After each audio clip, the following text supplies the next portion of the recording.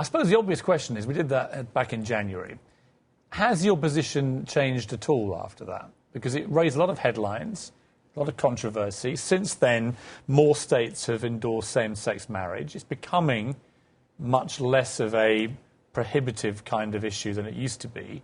What's your view now? You know, Piers, it really never changes because mine's based out of the Scripture. That's what I believe that the Scripture says, that homosexuality is a sin. So, you know, I believed it before and I still believe it now.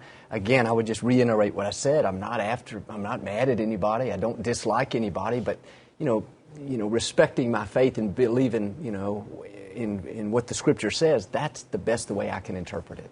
But, I mean, shouldn't the Scripture be dragged kicking and screaming into the modern age? I mean, we were talking before the break about the issue about eye for an eye, tooth for a tooth. Not everything in the Scriptures really is, in my view, conducive to modern life. I mean, like everything else, doesn't it have to move with the times? And isn't it down again to people like you to interpret it in a way that evolves? I mean, you're known as a very progressive preacher. Sure. Well, we want to be progressive, but sometimes when I read it, I can't see how you would change that, just like you wouldn't, you know, change some other main things, you know, in the Scripture. I don't see how that, you know, if you don't have a basis of truth, and that's what I base mine off of, the Scripture.